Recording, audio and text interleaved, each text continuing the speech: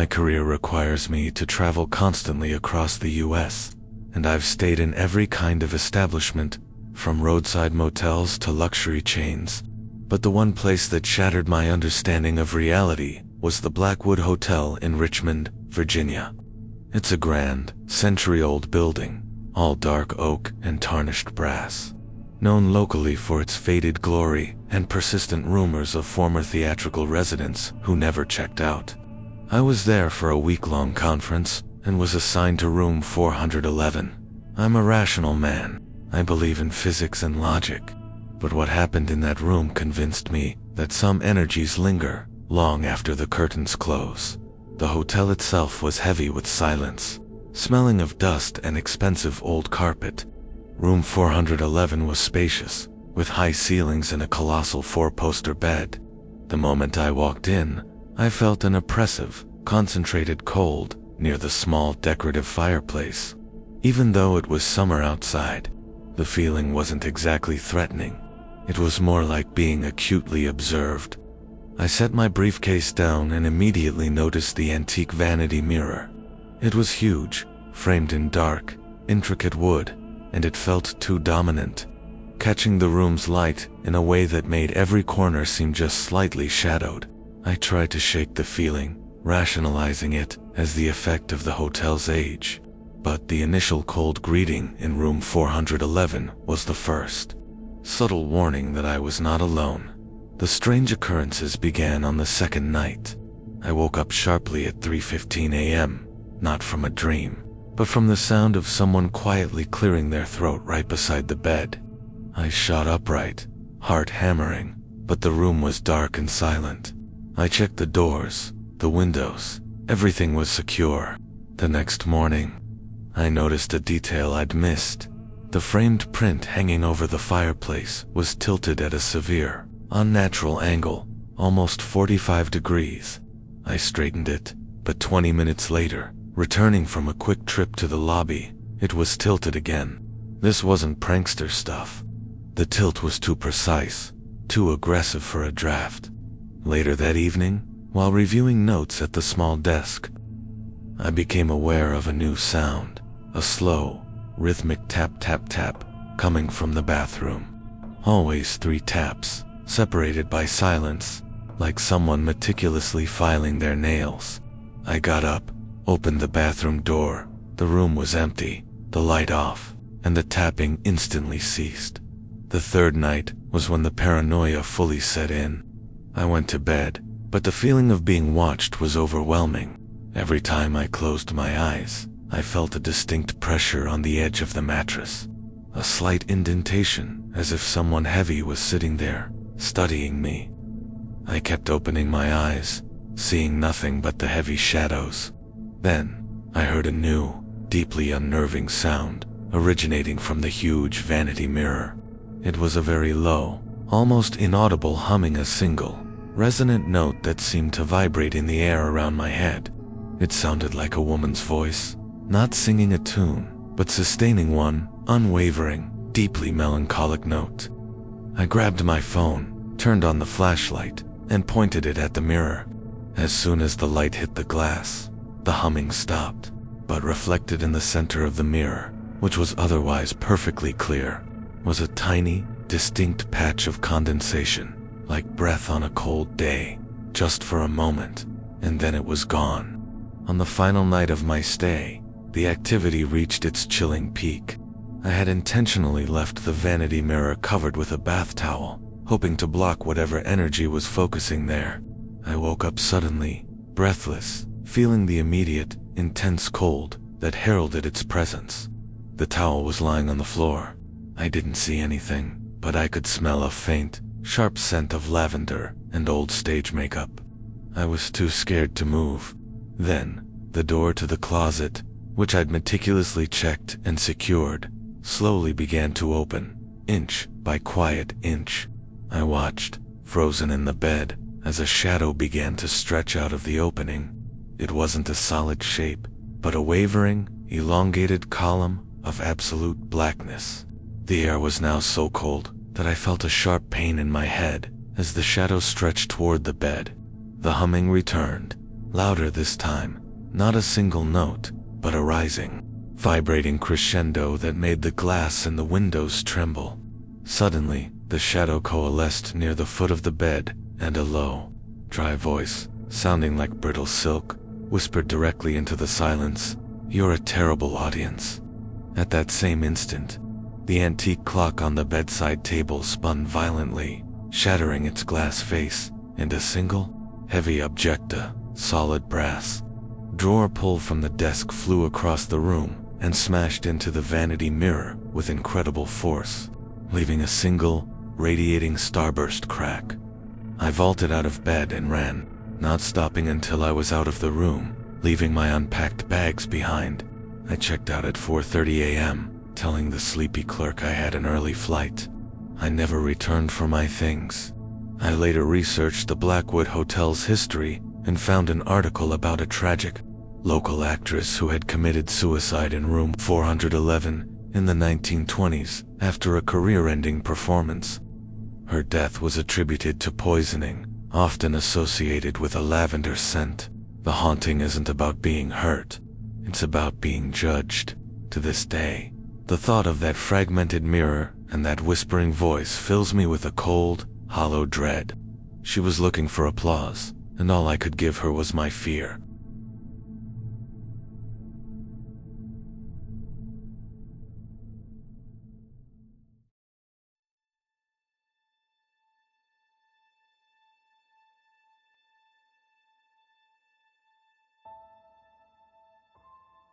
I was driving cross-country, moving from Arizona to Massachusetts, and I stopped for the night in a small, out-of-the-way town in Ohio, drawn by the name of a place I found online, the Palmer House. It was advertised as a historic landmark, a grand old roadside hotel that felt like a relic from the 1930s. When I pulled up, it looked less historic and more deeply neglected. Still, I was tired and paid cash to the woman at the front desk, whose face was pale and whose eyes seemed too large. She gave me the key to room 309 on the 3rd floor. She paused, looking down at the heavy brass key, and quietly added, "The 3rd floor is always quiet this time of year. Be sure to check the lock." That cryptic, unnecessary advice was the first chill, the small crack in the veneer of normalcy that I should have paid much closer attention to. Room 309 was small and overheated, with heavy curtains that blocked out most of the sun.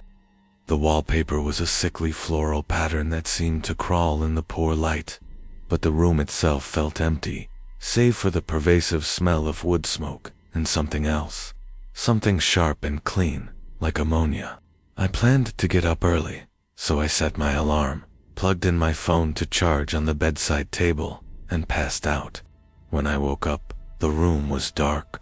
My internal clock screamed that it was too late, but my phone screen was black. I reached for the lamp switch.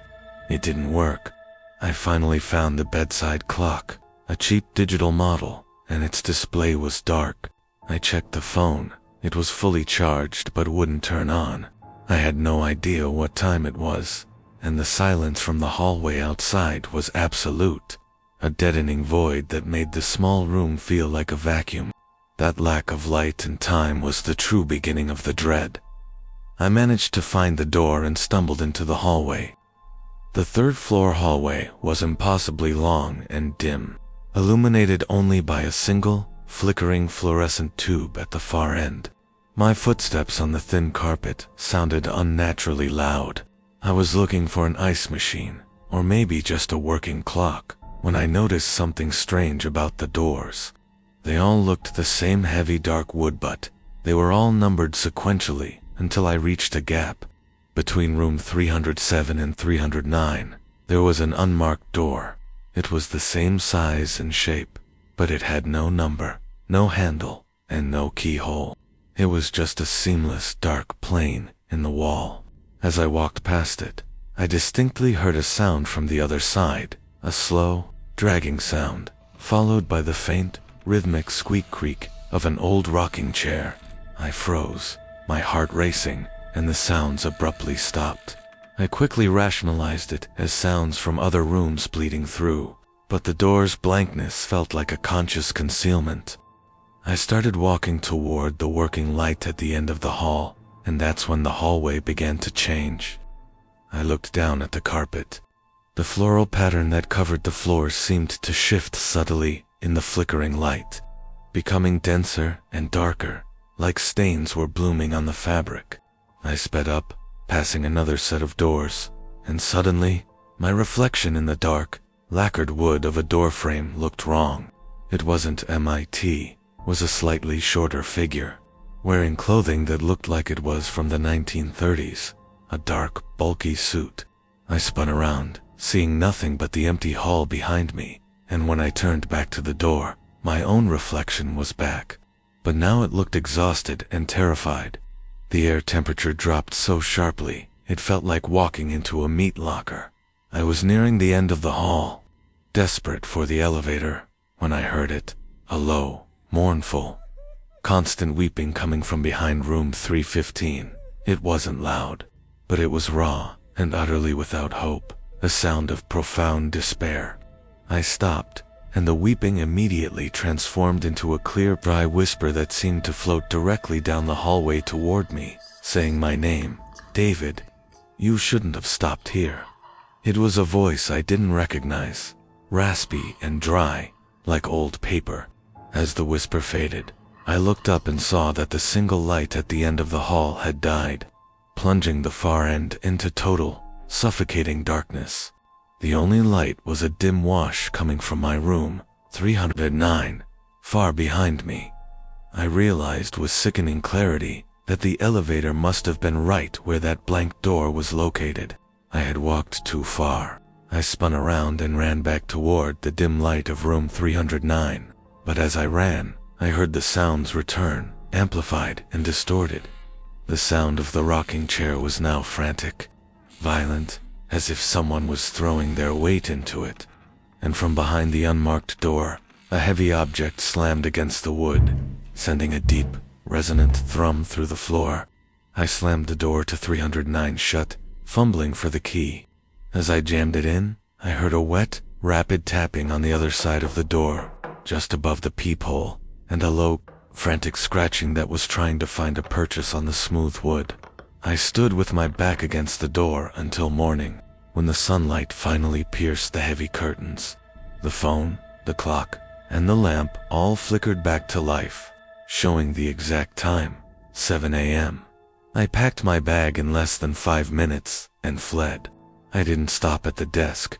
I just dropped the key on the counter and walked out. I later found a historical article about the Palmer House, detailing a fire on the 3rd floor in 1937 that consumed the central wing, including the main staircase and the room of a distressed guest who was staying in room 308.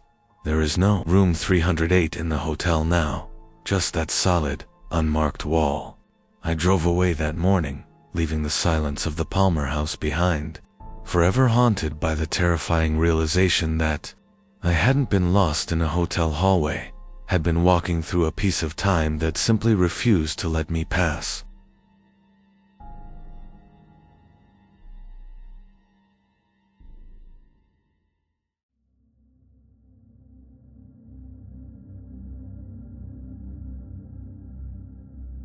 My friend Lisa and I took a road trip through the Southwest, and our last stop before heading home was the Desert Queen Motel outside of Las Cruces, New Mexico.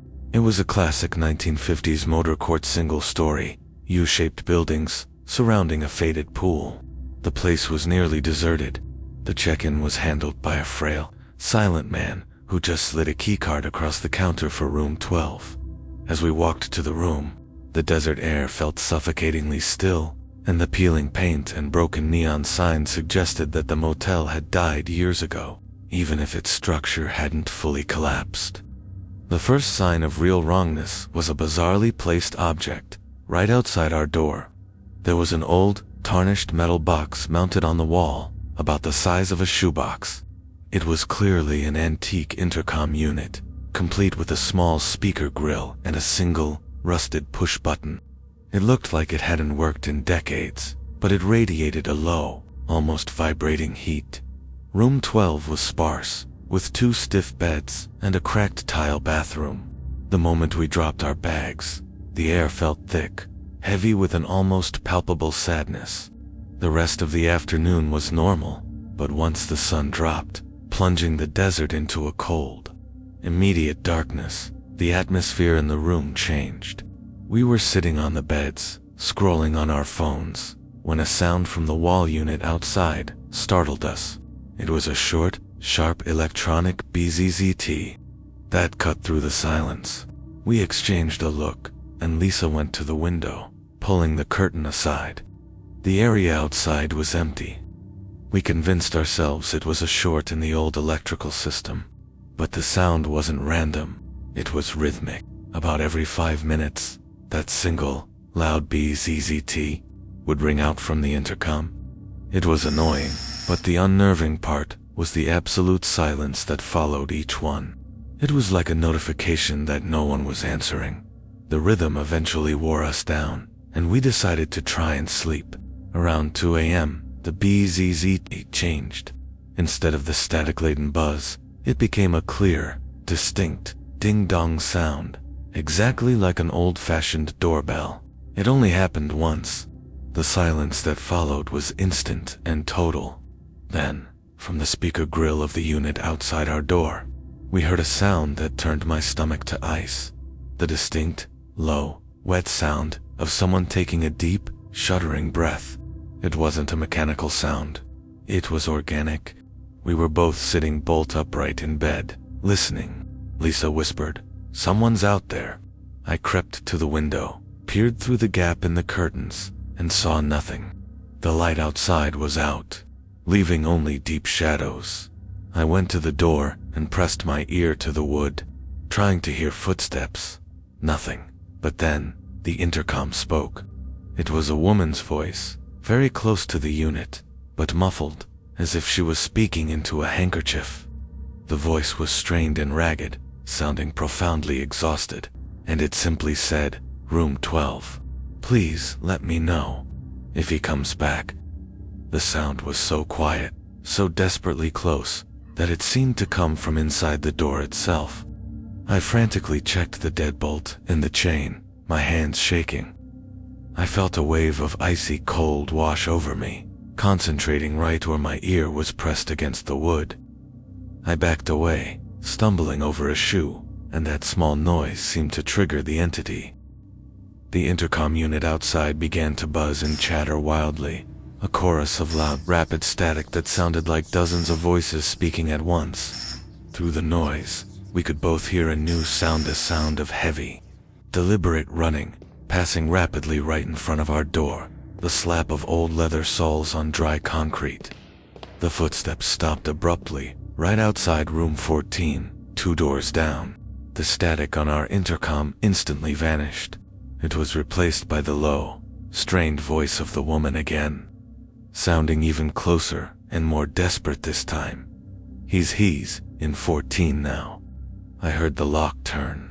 "Please, hurry." I knew with chilling certainty that whatever was outside wasn't physically there, and whatever he was, it was terrifying her. Lisa and I scrambled for our keys and bags.